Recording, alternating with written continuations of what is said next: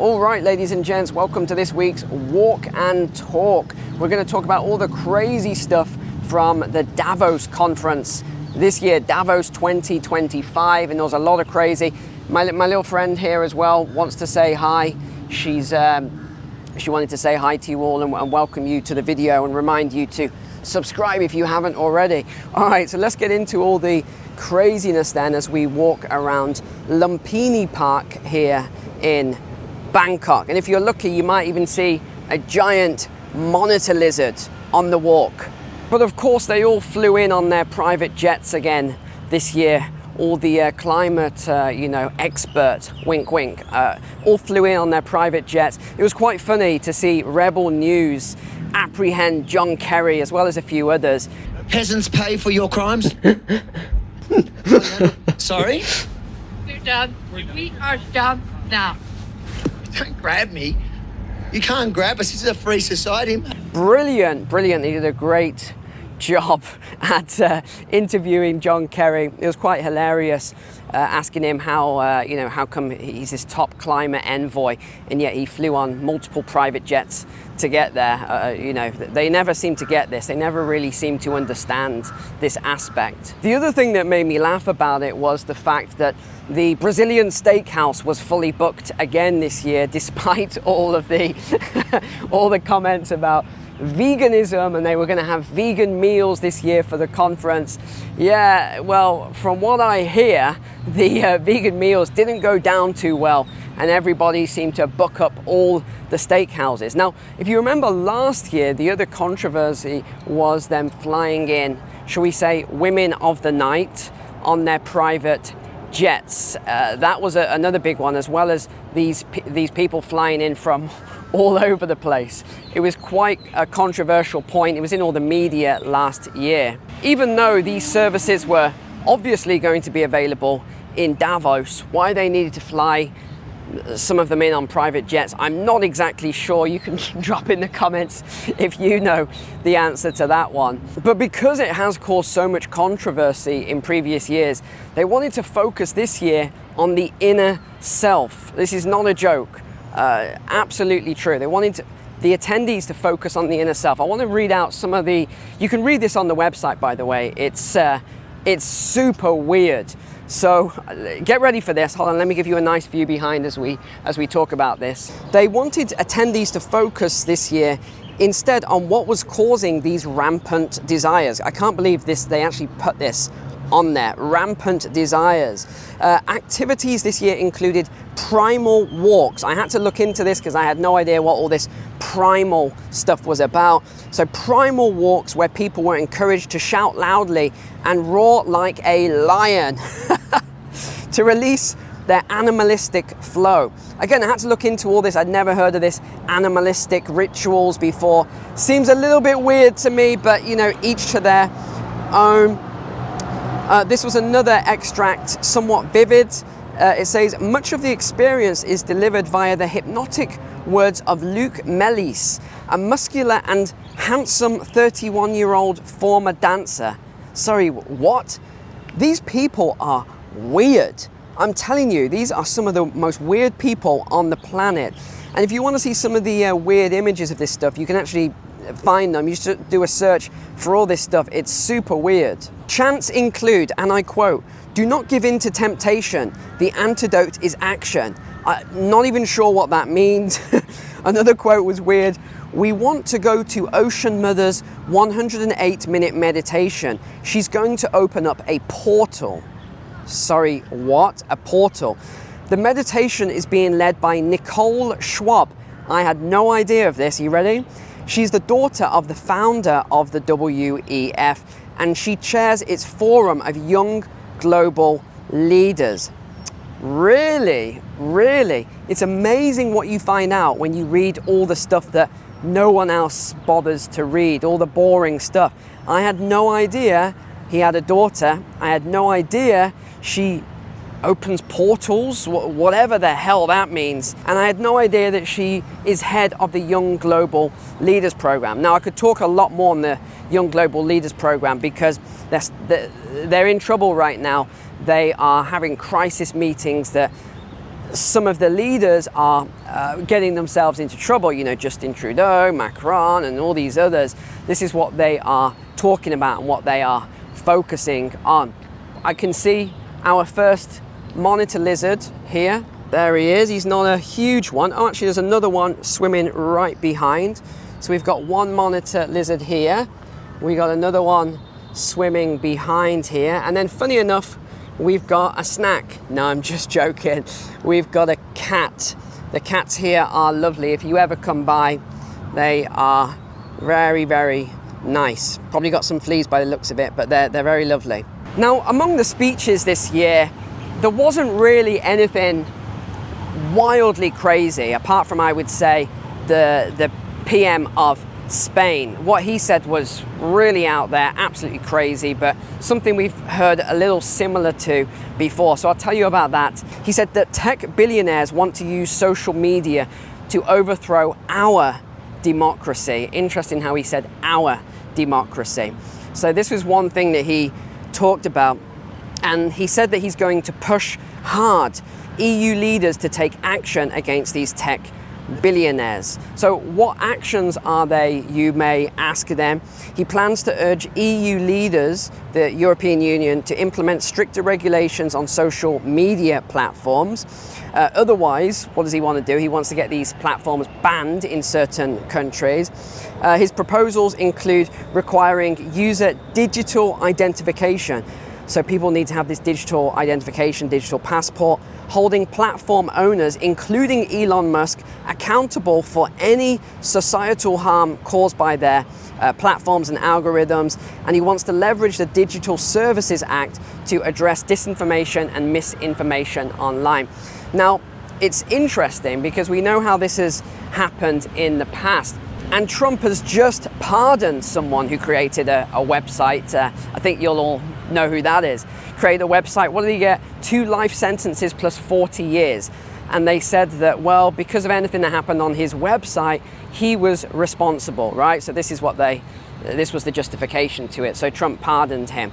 Well, this is exactly happening again. What they're saying is anything that happens on someone's platform, then they are liable for it. That's one of the ways they got the Telegram founder, and eventually he caved in. I know a lot of people are upset that he caved in. He gave away our data and information, things like that. You've got to look at that whole scenario. I don't look at that, and I'm not annoyed with him for giving away my data, because if I were put under house arrest and I was told I was never allowed to leave, and I'm in a country that isn't mine, i.e. France, I can't leave until I give up the data, how long could you hold out for with that? And with the government saying, well, if you don't give the data, we are going to go after your number 2 and your number 3. And we're just going to go after each person until you give us the access. What are you going to do? It's such a difficult balancing act. The people that you work with, are you going to let them go through what you're going through next? Or are you going to give access? It's a tough one. So eventually, anyway, he did cave in, he did give that access. Back to the PM of Spain, though, he said he wants to make social media great again. Yeah, we don't know where that catchphrase came from. By imposing regulations and going after the billionaire owners. And earlier this month, remember, he accused Elon Musk of leading the international extreme far right and inciting hatred. Actually, it's the polar opposite what's going on right now. It's not inciting all this hatred in the far right. It's actually, I think, I never used Twitter before because it was just ridiculous. You couldn't post anything on there without getting a fact check, which was obviously total BS and a lie. Now it seems to be, I mean, I don't know who does the fact checking on X now, but from all the posts I've seen that have been fact checked, they seem pretty accurate now. I'm sure some of you will agree with that, but I don't know who's doing the fact checking now, but I'm glad, whoever it is, I'm glad it's not the people beforehand. Now, the other really weird thing they talked about, by the way, it is 36 degrees Celsius here, so I'm walking very slow. I can't believe there are people running.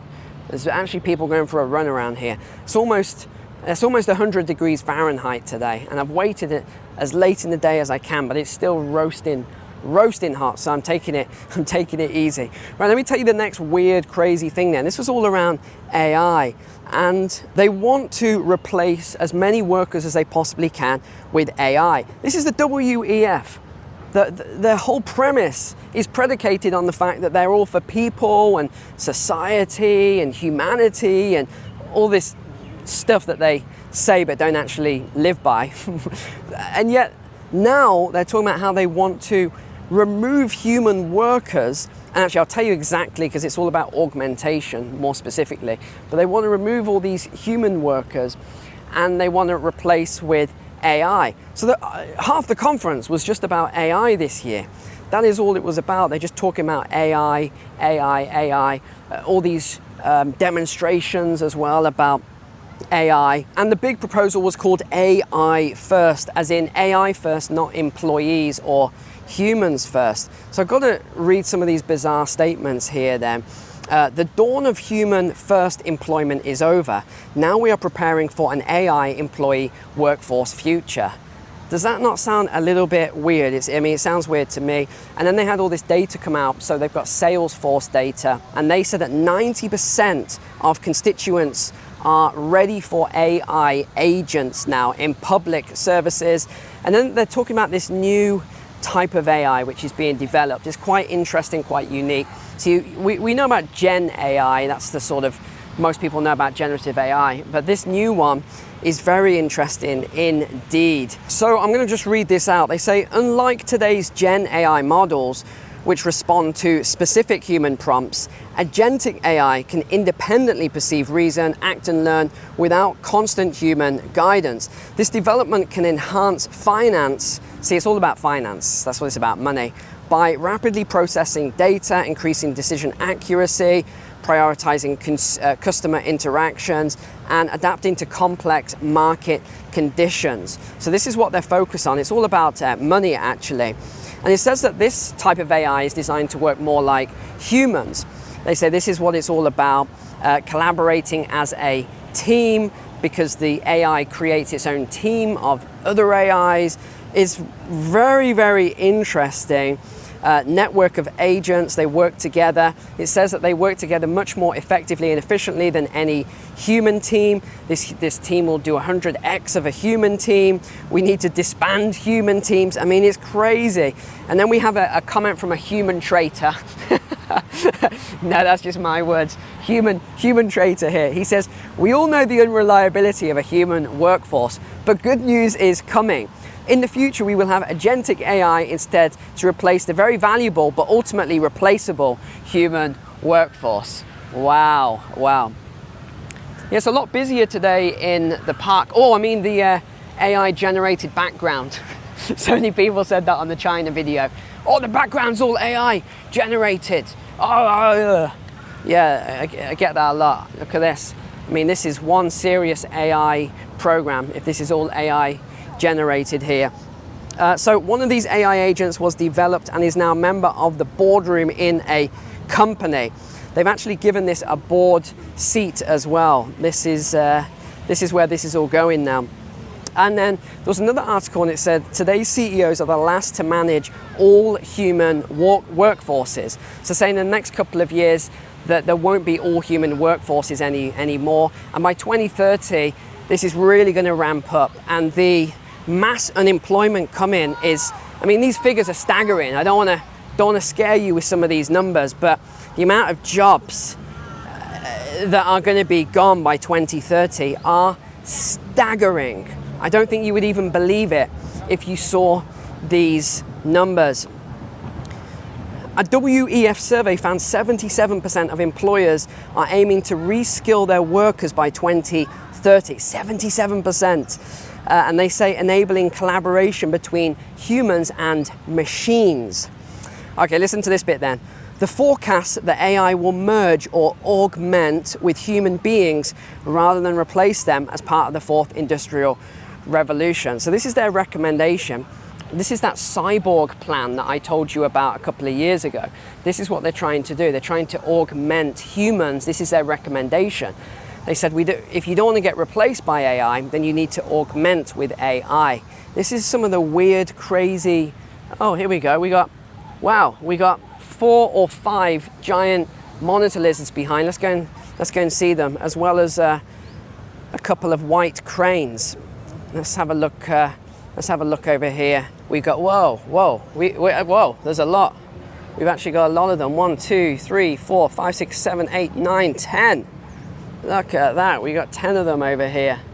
Now, in terms of Trump's speech then, there wasn't really any big surprises when Donald Trump gave his speech there.